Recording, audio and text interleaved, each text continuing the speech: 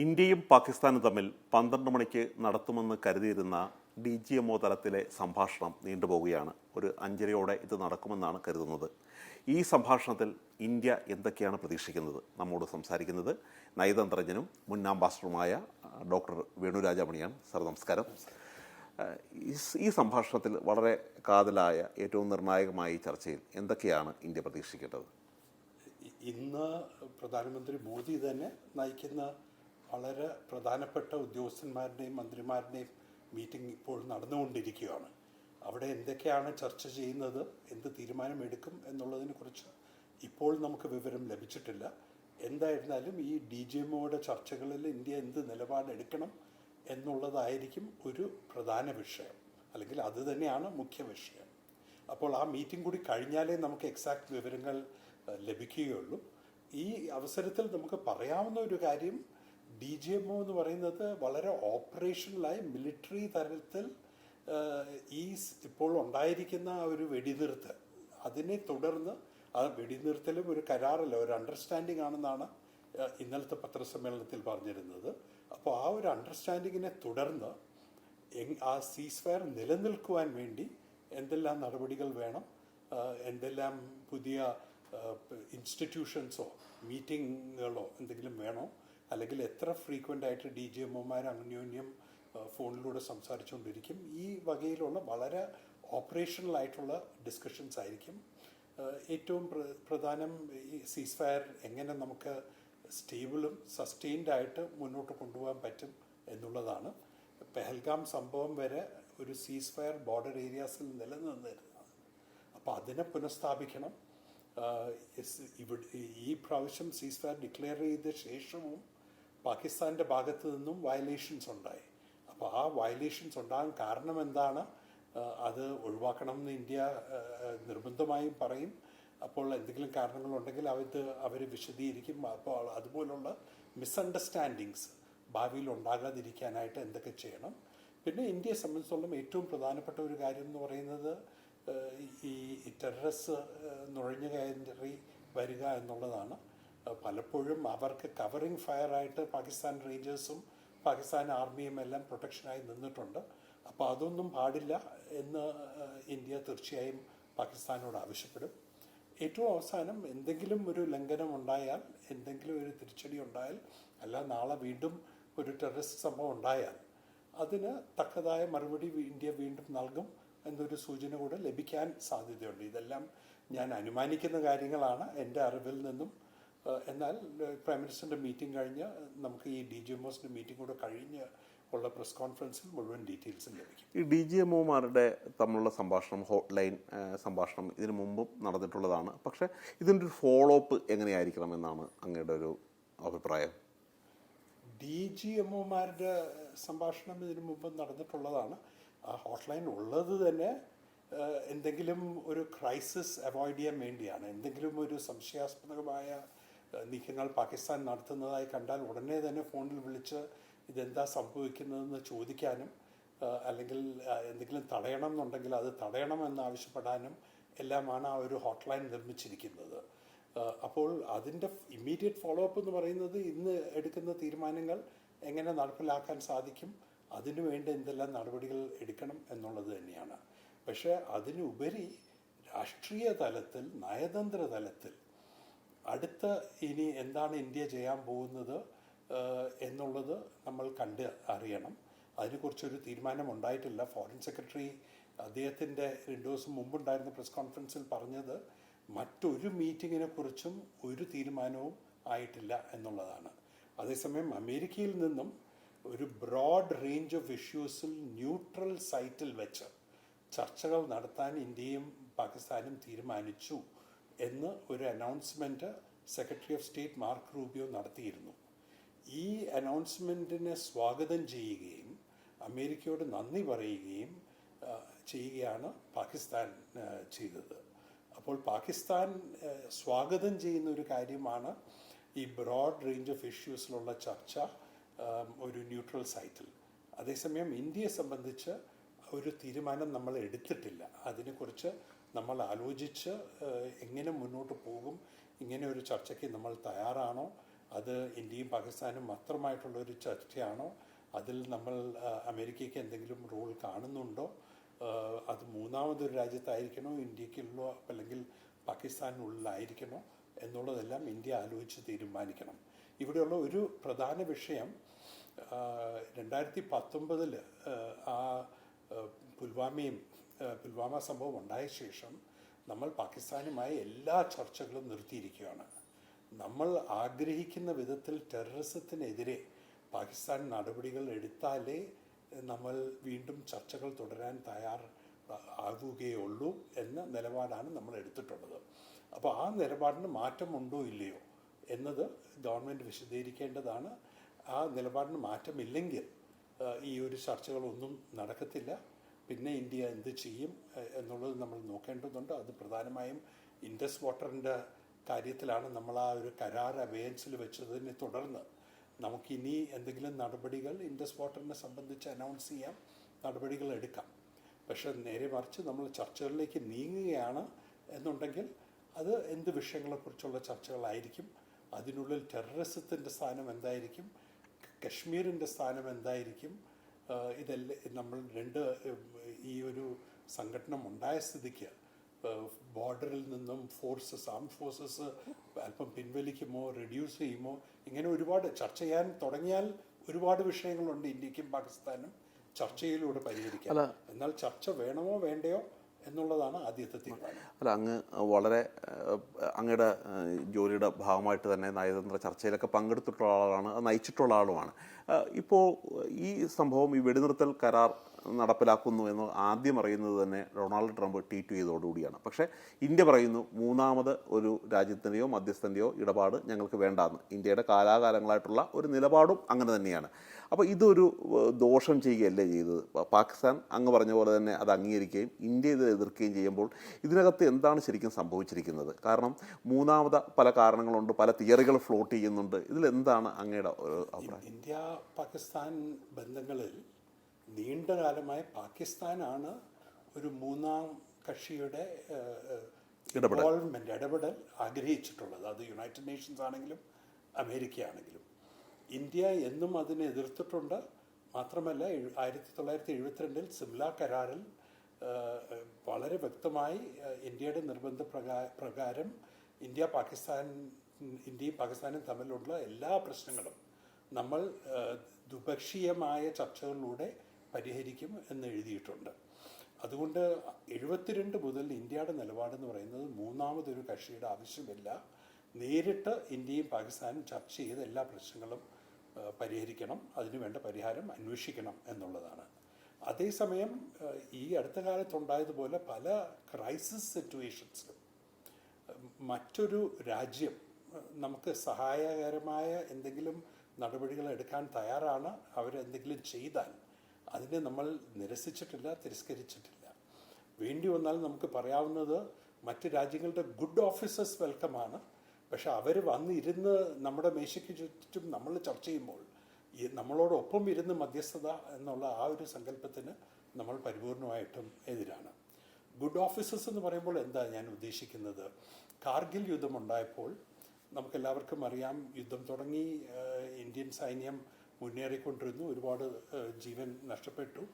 ആ സമയത്ത് അവസാനം അമേരിക്ക പാകിസ്ഥാൻ്റെ മേൽ പ്രഷർ ചെലുത്തിയാണ് പാകിസ്ഥാൻ ആ ട്രൂപ്സിനെ വിഡ്രോ ചെയ്യാനായിട്ട് തീരുമാനിച്ചത് കാർഗിൽ നിന്ന്. അപ്പോൾ കാർഗിലിലെ സൊല്യൂഷൻ അല്പം വേഗതയിലാകുന്നതിൽ അമേരിക്ക വലിയൊരു പങ്ക് വഹിച്ചു.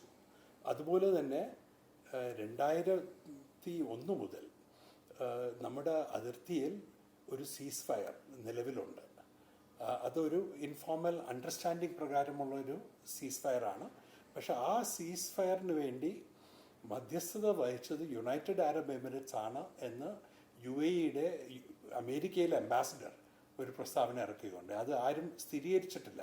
പക്ഷെ എങ്കിലും നീണ്ടകാലമായി ശത്രുതാ മനോഭാവത്തോടു കൂടി അന്യോന്യം കണ്ടിരുന്ന ഇന്ത്യയും പാകിസ്ഥാനും പെട്ടെന്നൊരു സീസ് ഫയർ അനൗൺസ് ചെയ്തപ്പോൾ അന്നും എല്ലാവർക്കും ഇത് വലിയൊരു സർപ്രൈസ് അതിശയമായിരുന്നു. അപ്പോൾ അതുപോലെ തന്നെ ഈ ഒരു അവസരത്തിലും ട്രംപ് ഇടപെട്ട് ഇരു രാജ്യങ്ങളും ആ ഒരു എസ്കലേഷൻ ആഗ്രഹിച്ചിരുന്നില്ല, അത് ഡീ എസ്കലേറ്റ് ചെയ്ത് വീണ്ടും ഒരു നോർമലിസിക്ക് അടുത്തുള്ള ഒരു സാഹചര്യത്തിൽ കൊണ്ടെത്തിക്കണം എന്നാഗ്രഹിച്ചതാണ്. അപ്പോൾ ഇത് വളരെ കൺവീനിയൻ്റ് ആയിട്ടും ട്രംപും സെക്രട്ടറി ഓഫ് സ്റ്റേറ്റും വൈസ് പ്രസിഡൻറ്റും വാൻസും എല്ലാം അവരുടെ ഇടപെട്ട് സംസാരിച്ചത് ഇരുവശത്തോടും 2 വർഷത്തിനും ഉപകാരകരമായിരുന്നു.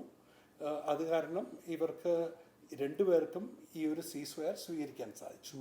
അപ്പോൾ അങ്ങനെയാണ് ട്രംപിൻ്റെ ഇടപെടൽ. അപ്പോൾ ഇതുവരെ ഉള്ള അമേരിക്കൻ ഇടപെടലിന് ഇന്ത്യക്ക് ഒരു എതിർപ്പില്ല. അല്ല, ചില കാര്യങ്ങൾ വർദ്ധിച്ചാൽ നമ്മൾ വേണ്ട എന്ന് പറയും. ചില കാര്യങ്ങൾ ചൂണ്ടിക്കാട്ടപ്പെട്ടതോടുകൂടിയാണ് ഇത് സീസ്ഫയറിലേക്ക് നയിച്ചത് എന്ന് പറയുന്നു. അതങ്ങനെ പല കാര്യങ്ങളാണ് ഫ്ലോട്ട് ചെയ്യപ്പെടുന്നത്. അങ്ങയുടെ ഒരു അഭിപ്രായം എന്താണ് ഈ വിഷയത്തിൽ? അതിനെക്കുറിച്ച് വ്യക്തമായ ഒരു ധാരണ ആർക്കും ലഭിച്ചിട്ടില്ല ഇതുവരെ. ന്യൂയോർക്ക് ടൈംസിൽ വന്നൊരു റിപ്പോർട്ട് അനുസരിച്ച് വളരെ അലാർമിംഗ് ആയുള്ള ഇൻ്റലിജൻസ് റിപ്പോർട്ട് ലഭിച്ച ശേഷമാണ് അമേരിക്ക ആക്റ്റീവ് ആകാൻ തീരുമാനിച്ചത്. Vice president Vance prime minister മോദിയെ വിളിച്ച് സംസാരിച്ചു. എന്നിട്ടാണ് ഈ അതിനു മുമ്പ് തന്നെ ഈ ഇതിൽ ഇടപെടുന്നില്ല എന്നുള്ള നിലപാടിലായിരുന്നു അമേരിക്ക. പെട്ടെന്നൊരു അമേരിക്കയുടെ നേരത്തെ ഇത് ഞങ്ങളുടെ ബിസിനസ് അല്ല, അവർ രണ്ടുപേരും തമ്മിൽ പരിഹരിക്കട്ടെ, അവര് ആയുധങ്ങൾ കീഴ്വെക്കണം എന്ന് നമുക്ക് പറയാൻ സാധിക്കില്ല എന്ന നിലപാടെടുത്ത ആളാണ്.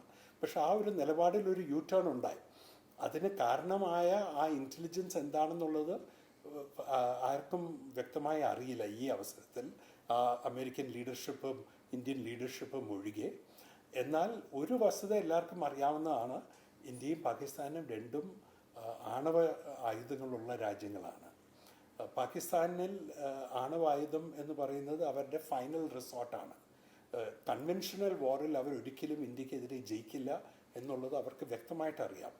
അപ്പോൾ ആ ഒരു കൺവെൻഷണൽ വാറിലെ വീക്ക്നെസ് ഓവർകം ചെയ്യാൻ വേണ്ടിയാണ് അവർ ന്യൂക്ലിയർ വെപ്പൺസ് ഉണ്ടാക്കിയിട്ടുള്ളത്. അപ്പോൾ അവർക്ക് ആ ഒരു ന്യൂക്ലിയർ വെപ്പൺസ് ഉപയോഗിച്ചുകൊണ്ടുള്ള ബ്ലാക്ക് മെയിൽ അവർക്ക് എപ്പോൾ വേണമെങ്കിലും ചെയ്യാൻ സാധിക്കും. അത് എന്തെങ്കിലും അവർ അമേരിക്കക്കാരോട് ഇപ്പോൾ കൺവേ ചെയ്തോ എന്നറിയില്ല. നേരെ മറിച്ച് ഇവർ ഈ ന്യൂക്ലിയർ വെപ്പൺസ് എവിടെയാണ് ഒളിച്ചു വെച്ചിരിക്കുന്നത്, വെപ്പൺസിന് വേണ്ടിയിട്ടുള്ള മെറ്റീരിയൽ എവിടെയാണ് സ്റ്റോർ ചെയ്ത് വെച്ചിരിക്കുന്നത്, ഇതിലേക്ക് എങ്ങാനും എന്തെങ്കിലും ആക്സിഡൻ്റ് ഉണ്ടായോ. ചിലർ പറയുന്നു ആ സമയത്ത് ഒരു എർത്ത് ഉണ്ടായിരുന്നു എന്നുള്ളത്.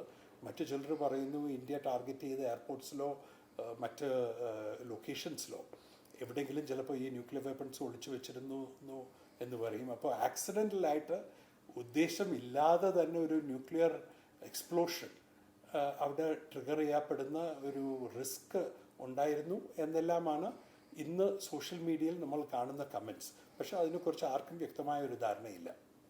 ഇപ്പോൾ അങ്ങേപ്പോലെ തന്നെ ഒരു ഡിപ്ലോമറ്റാണ് ഈ ഫോറിൻ സെക്രട്ടറി. പക്ഷേ അദ്ദേഹം വെടിനിർത്തൽ പ്രഖ്യാപിച്ചതിന് ശേഷം ഈ കൊതിയന്മാരായ ആൾക്കാർ, വർഗീയവാദികൾ അദ്ദേഹത്തിൻ്റെ കുടുംബത്തെയും ആക്രമിച്ചുകൊണ്ടിരിക്കുകയാണ്.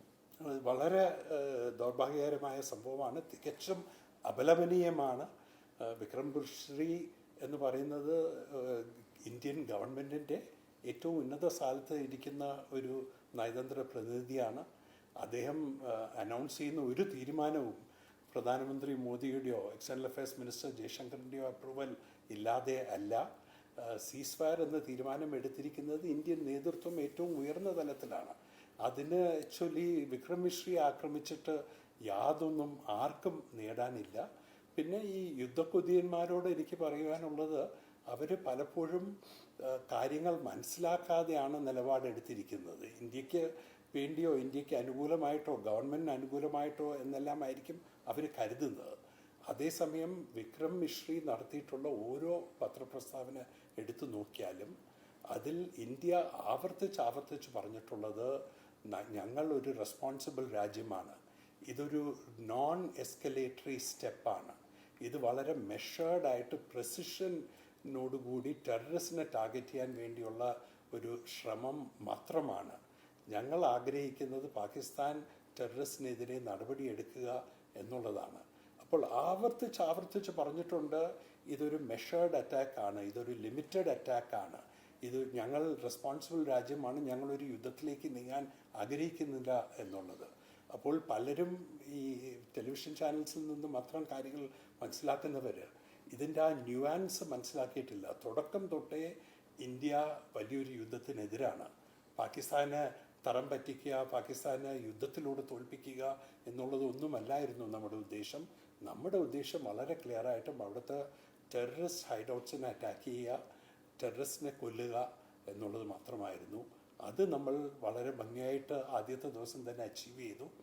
അതിന് ശേഷമുണ്ടായ ആ ഒരു കൺഫ്രണ്ടേഷനും എസ്കലേഷനും ആരും ആഗ്രഹിച്ചിരുന്നതല്ല. നമ്മൾ അടിച്ചതുകൊണ്ട് പാകിസ്ഥാൻ തിരിച്ചടിച്ചു, പാകിസ്ഥാൻ തിരിച്ചടിച്ചപ്പോൾ നമ്മൾ വീണ്ടും അങ്ങോട്ട് അടിച്ചു. അങ്ങനെ അടിയും തിരിച്ചടിയുമായി സാഹചര്യങ്ങൾ കൂടുതൽ സങ്കീർണമാവുകയായിരുന്നു. അപ്പോൾ അതിനൊരു അവസാനം കൊണ്ടുവരിക എന്നുള്ളത് വളരെ അത്യാവശ്യമായിരുന്നു. ആ സാഹചര്യത്തിലാണ് ഈ സീസ് ഫയർ ഡിക്ലെയർ ചെയ്തിരിക്കുന്നത്. അതിനെക്കുറിച്ച് കൂടുതൽ വിശദീകരണം ഇന്ത്യൻ ഗവൺമെൻറ് ഭാഗത്ത് ഇനിയും വരുന്ന ദിവസങ്ങളിൽ ഉണ്ടാകും. അത് വെറും പാവം വിക്രം മിശ്രയെ ആക്രമിച്ചിട്ട് ആർക്കും ഒന്നും നേടാൻ ഇല്ല. നേരെ മറിച്ച് ഈ തീരുമാനങ്ങളെല്ലാം ഇന്ത്യൻ ഗവൺമെൻറ് ഏറ്റവും ഉന്നത തലത്തിൽ എടുത്തിട്ടുള്ള തീരുമാനങ്ങളാണ്. അറിഞ്ഞുകൊണ്ട് സാഹചര്യങ്ങൾ മനസ്സിലാക്കിക്കൊണ്ട് ഓരോ പടിയും എല്ലാവരുമായി ചർച്ച ചെയ്ത്, ഇന്ന് പോലും എല്ലാ ആർമി ലീഡേഴ്സ് അവിടെയുണ്ട്, ആർമി നേവി എയർഫോഴ്സിൻ്റെ ലീഡേഴ്സുണ്ട്, നാഷണൽ സെക്യൂരിറ്റി അഡ്വൈസറുണ്ട്, ഫോറിൻ മിനിസ്റ്ററുണ്ട്. ഇവരെല്ലാവരുമായി ചർച്ച ചെയ്തിട്ടാണ് ഇന്ത്യൻ ഗവൺമെൻറ് തീരുമാനങ്ങൾ എടുക്കുന്നത്. അവസാനമായി ഒരു കാര്യം കൂടി ചോദിച്ചോട്ടെ.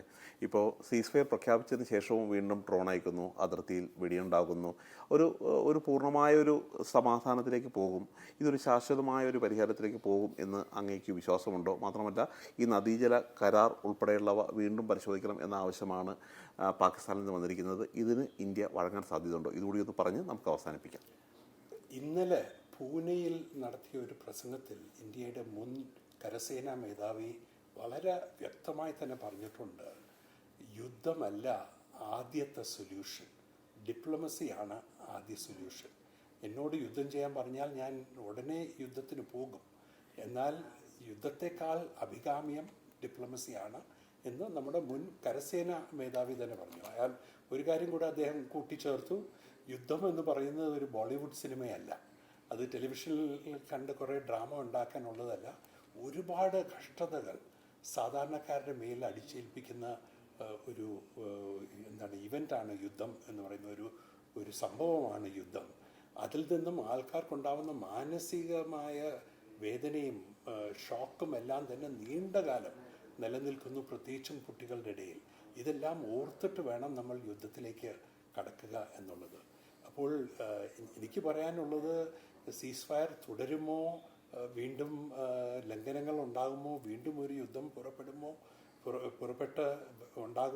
പുറപ്പെടേണ്ട ഒരു സാഹചര്യം ഉണ്ടാകുമോ എന്നൊന്നും നമുക്ക് ഇപ്പോൾ പ്രവചിക്കാനാകില്ല. പക്ഷെ ഒരു കാര്യം വ്യക്തമാണ്, യുദ്ധം ആരുടെയും താല്പര്യത്തിലല്ല.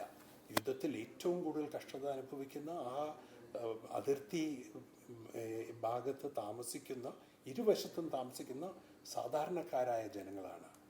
ഈ ഒരു 4 ദിവസത്തെ സംഘടനത്തിൽ തന്നെ ഇന്ത്യയിലും പാകിസ്ഥാനിലും ഒരുപാട് പേർ ജീവൻ നഷ്ടപ്പെട്ടു, ഒരുപാട് ഇഞ്ചുറീസ് ഉണ്ടായി, പ്രോപ്പർട്ടിക്ക് നാശനഷ്ടങ്ങളുണ്ടായി.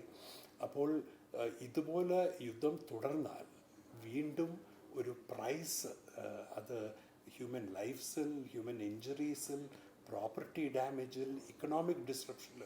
32 എയർപോർട്ടാണ് ഇന്ത്യക്കുള്ളിൽ നമ്മൾ അടച്ചിടേണ്ടി വന്നത്. അപ്പോൾ അത് കാരണം ഒരു ഇക്കണോമിക് ഡിസ്ട്രപ്ഷനുണ്ട്, ട്രാൻസ്പോർട്ടിനുള്ള ഡിസ്ട്രപ്ഷനുണ്ട്. അപ്പം അങ്ങനെ പല കോൺസിക്വൻസസും യുദ്ധത്തിനുണ്ട്. യുദ്ധം എന്നൊരു തീരുമാനം എടുത്തു ചാടി എടുക്കാൻ ഉള്ളതല്ല. നേരെ മറിച്ച് യുദ്ധം തടയുവാൻ വേണ്ടി എല്ലാ ശ്രമങ്ങളും നടത്തിയ ശേഷം മറ്റൊരു മാർഗവുമില്ല എന്ന് കാണുമ്പോൾ മാത്രമാണ് യുദ്ധത്തിലേക്ക് നീങ്ങേണ്ടത്. ഇത് ഇന്ത്യൻ ഗവൺമെൻറ്റിനും പാകിസ്ഥാൻ ഗവൺമെൻറ്റിനും അറിയാവുന്ന കാര്യമാണ് എന്ന് ഞാൻ വിശ്വസിക്കുന്നു. ഏറെ കൂടുതൽ ഇന്ത്യൻ ഗവൺമെൻറ് അതുകൊണ്ടാണ് ഈ സീസ് ഫയർ പോലൊരു തീരുമാനം എടുത്തത്. മാത്രമല്ല, തുടക്കം തൊട്ടേ വളരെ കാലിബ്രേറ്റഡായി, വളരെ റിസ്ട്രെയിൻഡ് ആയിട്ടുള്ള ഒരു അപ്രോച്ച് ഇന്ത്യൻ ഗവൺമെൻറ് സ്വീകരിച്ചത്. ഇൻഡസ് വാട്ടർ കരാറിനെ കുറിച്ച് പറയുകയാണെങ്കിൽ, ഇനിയുള്ള ശ്രദ്ധ മിക്കവാറും ഇൻഡസ് വാട്ടർ കരാറിലേക്കായിരിക്കും. ഇൻഡസ് വാട്ടർ കരാറിനെ കുറിച്ചുള്ള ഒരു തീരുമാനം, ആ കരാർ നമ്മൾ അബേയൻസിൽ വെക്കുന്നു എന്നുള്ളത് നമ്മൾ അനൗൺസ് ചെയ്ത് കഴിഞ്ഞു. അത് പിൻവലിക്കുന്നതായി ഒരു അനൗൺസ്മെൻറ്റും വന്നിട്ടില്ല. നേരെ മറിച്ച് ഈ കരാർ അബേയൻസിൽ വെച്ച് കഴിഞ്ഞാൽ അതിൻ്റെ കോൺസിക്വൻസസ് എന്താണ്, അതിൻ്റെ ഫോളോ അപ്പ് ആക്ഷൻ എന്താണ്, നമ്മൾ ആ നദികളെ തിരിച്ച് ഇന്ത്യയിലേക്ക് വിടാൻ പോവുകയാണോ പാകിസ്ഥാനിൽ പോകുന്നതിന് പകരം, അല്ല ഇപ്പോൾ ഓൾറെഡി ഉള്ള ഡാമിൽ നിന്നും നമ്മുടെ ഇഷ്ടം പോലെ നമ്മൾ വെള്ളം തുറക്കുകയും വെള്ളം തുറക്കാതെ ഇരിക്കുകയും ചെയ്യുമോ, അതുകൊണ്ട് പാകിസ്ഥാനിലെ ജനജീവിതം താറുമാറാകുമോ, അവരുടെ കൃഷി വലിയ നഷ്ടത്തിലേക്കാകുമോ എന്നുള്ളതെല്ലാം നമ്മൾ കാണേണ്ടതുണ്ട്. പാകിസ്ഥാൻ അതിന് മറുപടിയായി എന്ത് നടപടികളെടുക്കും? അവർ അന്താരാഷ്ട്ര കോടതിയിൽ പോകുമോ, യുണൈറ്റഡ് നേഷൻസിൽ പോകുമോ, വേറെ ഏതെല്ലാം മാർഗത്തിൽ അവർ ഇന്ത്യയുടെ നടപടികളെ ചെറുത്ത് നിർത്താനായി ശ്രമിക്കും എന്നുള്ളത് നമ്മൾ കണ്ടിരിക്കേണ്ടതുണ്ട്. കൂടാതെ ബ്രഹ്മപുത്ര നദി ചൈനയിൽ നിന്നും തുടങ്ങി ഇന്ത്യയിലേക്ക് ഒഴുകുന്ന നദിയാണ്. ഇന്ത്യ എടുക്കുന്ന ഏതൊരു നടപടിയും വേണ്ടി വന്നാൽ ചൈനയ്ക്കും ഇന്ത്യക്കെതിരെ എടുക്കാം. ചൈന അത് എടുക്കും എന്ന് പറയുന്നില്ല. എന്നാലും ഇന്ത്യ ഇൻഡസ് വാട്ടർ ട്രീറ്റി ഇന്ത്യയെ മാറ്റിവെക്കുവാനും ഇൻഡസ് നദിയെക്കുറിച്ചുള്ള പുതിയ തീരുമാനങ്ങൾ എടുക്കുമ്പോൾ നമ്മുടെ മനസ്സിൻ്റെ പിന്നിൽ എന്തെങ്കിലും ഒരു ചൈനീസ് റിയാക്ഷൻ ഉണ്ടായാൽ നമ്മൾ എന്ത് ചെയ്യും എന്നതുകൂടി നമ്മൾ ചിന്തിക്കേണ്ടതുണ്ട്, വേണ്ട നടപടികൾ എടുക്കേണ്ടതുണ്ട്. എന്തായാലും വെടിനിർത്തലിന് ശേഷം ആദ്യത്തെ സംഭാഷണം തന്നെയാണ് ഈ DGMOമാരുടെ തരത്തിലുള്ള അവരുടെ ഇരു കൂട്ടരും തമ്മിലുള്ള സംഭാഷണം. ഈ സംഭാഷണത്തിലൂടെ യുദ്ധം ഒഴിവാക്കി നിർത്താം എന്ന് തന്നെയാണ് നമ്മൾ പ്രതീക്ഷിക്കുന്നത്. ഇന്ത്യക്കും പാകിസ്ഥാനും നല്ലത് ഈ യുദ്ധം ഒഴിവാക്കുക തന്നെയാണ്.